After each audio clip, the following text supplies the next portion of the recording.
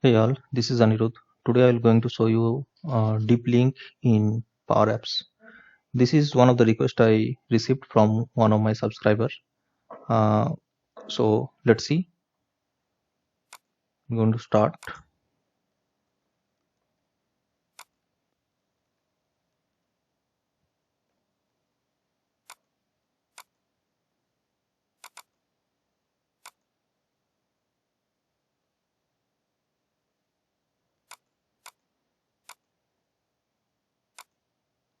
The item gets submitted here. I have created one flow.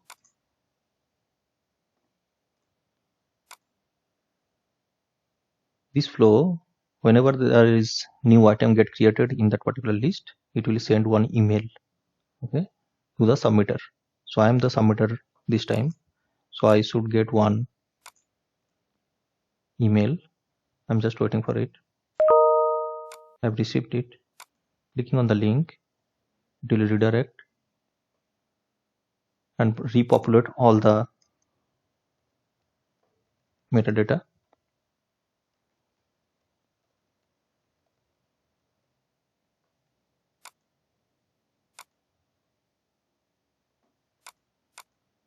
It was earlier test 5. Now if I refresh, it will be this like. And if I hit again, it will reload with the updated metadata.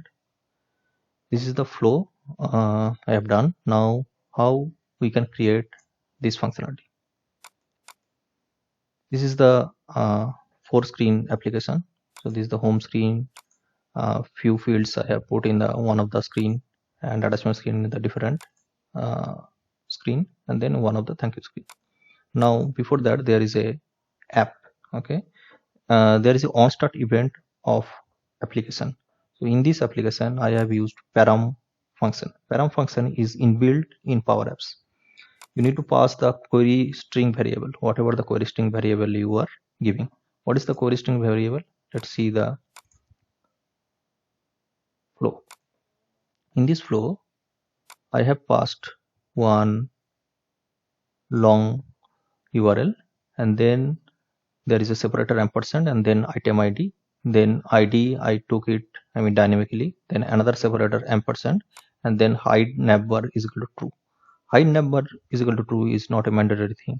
It is basically, let's show you. So if I do like this,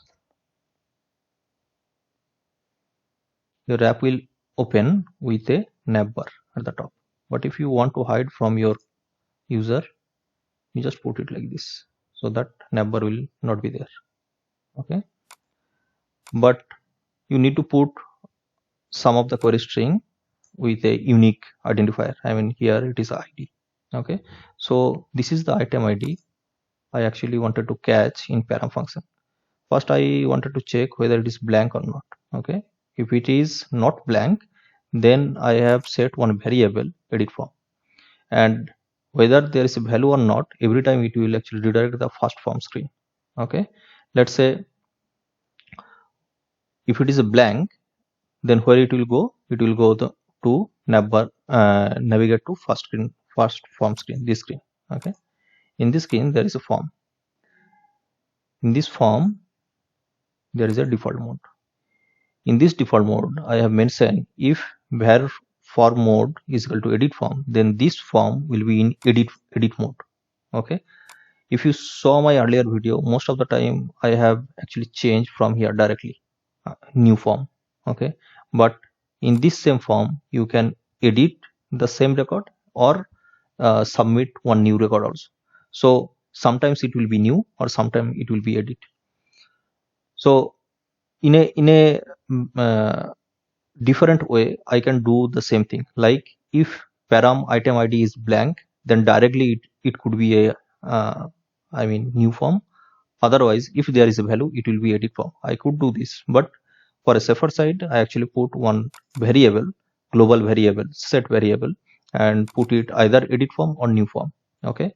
So when the there is a no blank in the item ID, it will actually setting edit form and navigate to the first form screen.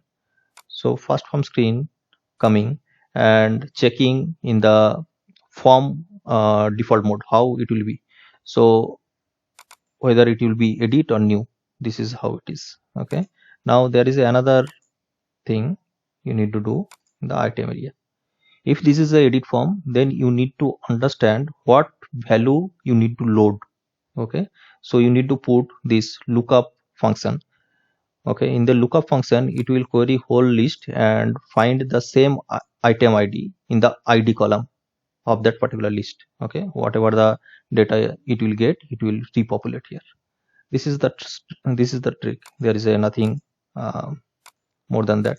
In the submit, I already show you how to work patch. So patch is like, if var mode is equal to new, then it will be a default. Okay, if var mode is not new form, then it will be take the id of that particular item and it will automatically update.